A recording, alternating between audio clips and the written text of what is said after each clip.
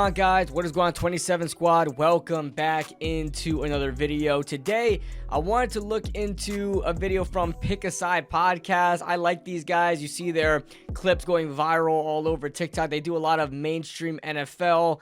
I believe the guy right next to me that the video is primarily about, I think he's a Giants fan.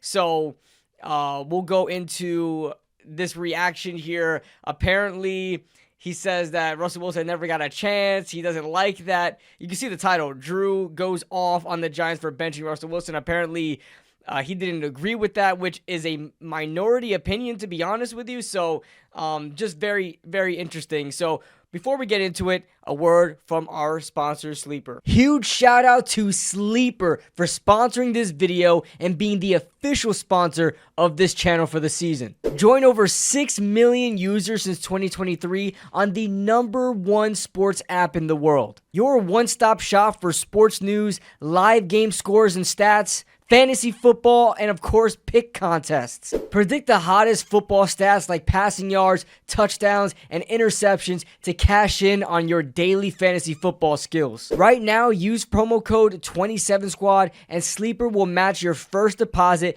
up to $100. Terms and conditions apply. See Sleeper's terms of use for more details. I want to talk about this. I feel like we're going to talk about it, so like might as well. It's a We're here right transition. now. Hold on, just I just really want to say it super quickly. He was never given a chance. Because after Trey Lance? No, him too. Russell Wilson. Russell Wilson. Trey Lance? I don't know what they're talking about prior to this. This is clipped up, but that's just hilarious. After going for almost 500 yards against the Cowboys, there was rumblings that Jaxson Dart could potentially start very soon. After Russ just had one of the best games of his career, why are we talking about him potentially getting benched? I understand. Shane and Dable's jobs are on the line this year if they don't produce something. This move was going to happen. But after he has that game, why are there any type of report that they're potentially going to bench him? Well, we have to really take into account, one, it's not about whether Russell Wilson plays well or not. It's really about the team's success. If Russell Wilson plays well, that's kind of regardless. It doesn't really matter. If the team is like 0-7 and Russell Wilson is playing all right, you think they're just not going to play Jaxson Dart because Russell Wilson's playing well? If they feel like the way the team looks right now seems like the season's going to be a sham and there's not really the team is not really going to be doing anything this season, why would you not play Jaxson Dart? Why would you play Russell Wilson? This is more a business. This is not to accommodate Russell Wilson. This is more to see what we have in the future if this season hasn't gone the way it's planned. So saying that Russell Wilson never got a chance because there were talks about Jaxson Dart in week 2, I think we could kind of expect this. It doesn't matter. As long as the Giants are not winning, there's always going to be talks that Jaxson Dart has a potential of starting soon. And we saw the performance versus the Bears where, the Bears had 31 points and Caleb Williams had 4 touchdowns and really looked like how the Giants looked offensively in their game against that Dallas defense. The Dallas defense is absolutely cooked. Trayvon Diggs is terrible. Matt Eberflus cannot adjust on defenses, and they give up a lot. Chunk plays.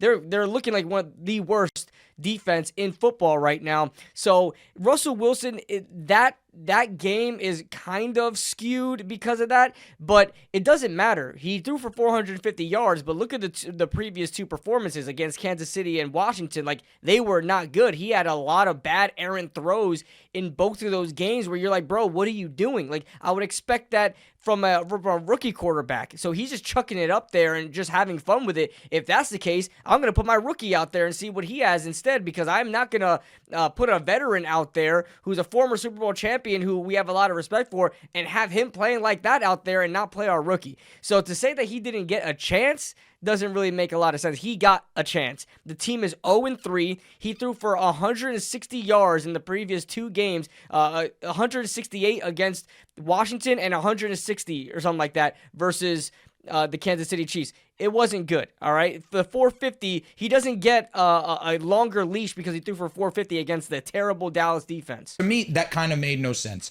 But it also kind of goes hand in hand with what happens with every situation here with the New York Giants, because the New York Giants have just been a pot of misery for God knows how long. And That is true. Even that 2022 season where they made the playoffs and Daniel Jones, the 18 passing touchdowns, career year.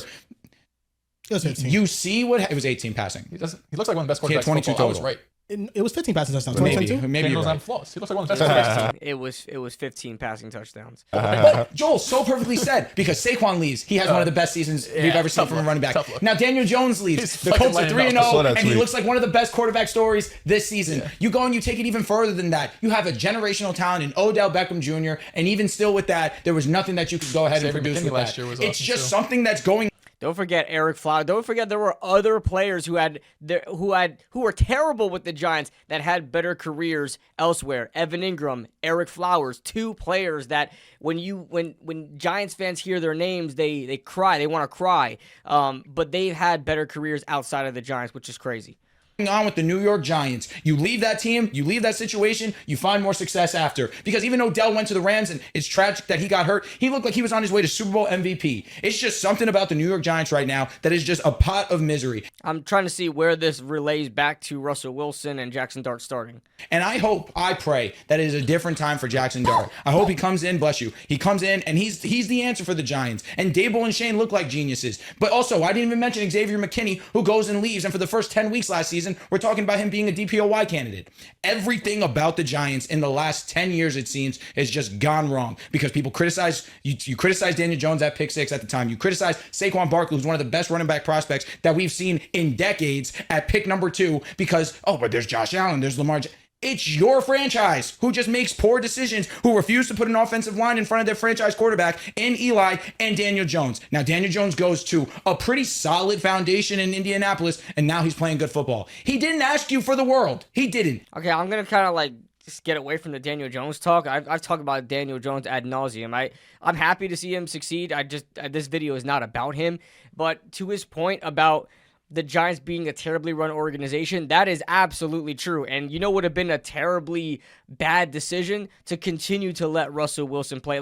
Regardless of the fact that this move is probably because Brian Daboll wants to save his job. We heard Brian Daboll say multiple times that this is his decision. This is on him or something like that. Starting Jaxson Dart, he said it 7 times that it was his decision. It's my decision. I'm going with Jaxson. It's my decision. I think it's the right thing. Rated on this, you keep saying it's your decision. Yeah, it is. Do they agree with it? Yeah, it's my decision. And again, I felt this was the right thing for our football team, and that's why it's happening. Every situation, you do what you think is right, and that's what I've done for the way. And that's why I made the decision. Like I said before, I think it's the right thing for our football team, and that's why I'm doing it. Regardless of that, it would be a bad decision for Russell Wilson to continue starting and for this team to be continuously bad. Russell Wilson, the only reason why he is starting is because he quote-unquote gives the Giants the best chance to win because he's a veteran, former Super Bowl winning quarterback. They paid him a lump sum of money. He's probably the highest paid quarterback the Giants have right now. And apparently, like I said, he gave us the best chance of winning. Now that we know that this team isn't going anywhere with him, you might as well just start your rookie. This isn't about accommodating Russell Wilson to make sure he gets the best chance possible. We're not talking about a rookie quarterback here. We're not talking about a young developing quarterback who we're trying to see something out of. We're talking about a very well decorated quarterback who is at the tail end of his career, who's just waiting to die at this point, quote unquote, in football terms. You might as well just start Jaxson Dart. That's the best decision. And even though if you came up to me last year and said, hey, I want Jaxson Dart to start by week 4, and a lot of people were saying that they wanted Jaxson Dart to start day 1, I strongly disagreed. But watching these games and in which the manner that they're losing, I know the quarterback isn't the biggest problem, and it's not the biggest problem. It's far from it.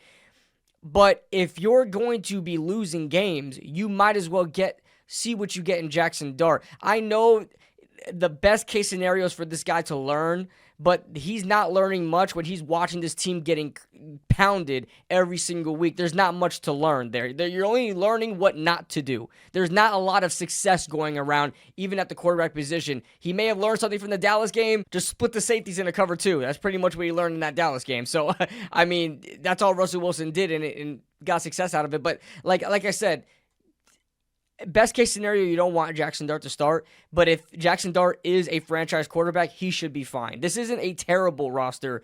He should be fine if he is the guy. The Giants, it just makes me so angry, the constant bad moves that they make. And maybe this is a good move, but why is Jaxson Dart starting a singular game this season is beyond me, because you're putting him in a position to fail. And if he's great, a single game this season is crazy. You're telling me if the Giants finished 3 and 14 now because of the 17-game season, if the Giants finished 3 and 14 like they did last season, that you didn't want Jaxson Dart to start at all?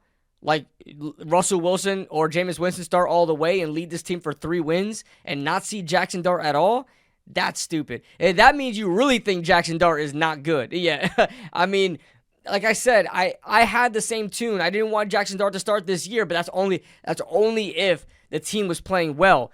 What about if the team is playing terribly like they are right now? And they don't find themselves in the winning column too much during the season? When do you allow Jaxson Dart to start? Do you really think that really think that less of Jaxson Dart, that he shouldn't start even if this team is a 3-win team? Doesn't make any sense. I'll happily watch and be wrong about what I'm saying, but it is malpractice to go ahead and rush this kid into there when he has no business playing on a Giants team that we already know is going to be bad because the schedule is terrible and the offense is just a mess right now. And Russell Wilson, he was awesome week 2, but looking at that Cowboys defense, I think everybody's going to be awesome against them. Week 1 and week 3, the Giants netted one of the worst offenses in those given weeks against the Commanders, against the Chiefs in week 3. He has the most throwaways in football. He's been one of the worst deep ball throwers in the NFL. He's averaging 2.2 yards per attempt on throws, 20 plus yards down the field. Now, I will say this about Russell Wilson. He is not one of the worst deep ball throwers down the field. He just attempts it way too much, and he takes too much risks.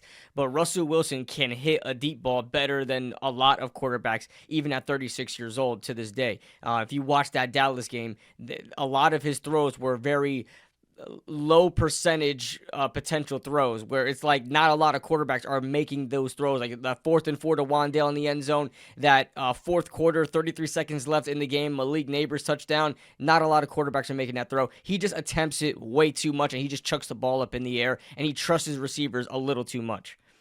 2.2 yards per attempt. He's just chucking.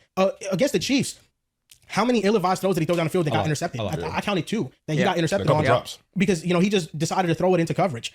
Jaxson Dart, I think, at least gives him 2 things that Russell Wilson doesn't. I think he gives him a legit RPO game, which will take pressure off of him because he just has to make one read and throw it. Because right now what he struggles with is reading the field. He was a one-read quarterback at Ole Miss. And number 2 is athleticism, his ability to scramble. Russell Wilson, I agree he was a one-read quarterback, and, well, a lot of people say one-read quarterback. There's no such thing as a one-read quarterback. There just isn't. The problem is you had to make one read a lot of times in Lane Kiffin's offense because it was a very RPO-heavy offense. That's not to say that Jaxson Dart cannot run an offense. He just wasn't given the opportunity to do so. So to say that he struggles reading the field is just not true. He could have the brains for it, but he wasn't asked to do it in Ole Miss. There's a lot of quarterbacks who came from really weird systems in the NFL, in college, and they wound up coming into the NFL and reading offenses very well. Because they weren't asked to do it in college. But it doesn't mean they don't have the IQ or brain power to do so. His athleticism has been even more zapped than it was before. He cannot evade pressure. He cannot evade sacks. He just looks really old. And Jaxson Dart can add that element. The question for me is this really where you wanted to play him? Because they play the Chargers, then they play the Eagles, then they play the Saints, then they play the Eagles, then they play the Broncos. But I love it. Why do I love it? Because it really gives you a chance to see what you really have in Jaxson Dart. I know a lot of people are saying you start him versus the Saints. Start him versus the Saints, and you should have waited. You did it too early. You should have waited one more week. Honestly, if you think of a franchise quarterback, why do you care? Why do you care? That's one thing. Secondly, I don't want my first game with my rookie franchise quarterback to be against a bad team. Because one, if that player plays well, then you're going to all right, he played well against a bad team. We got to see, the jury's still going to be out either way. He plays well against a bad team. He's well, it was a bad team. We'll see what happens next week. But then if he plays bad, if he somehow plays bad, because it is his first game, if he somehow plays bad, all hell is going to break loose because he couldn't beat the New Orleans Saints, and then everybody's going to say he's not the guy.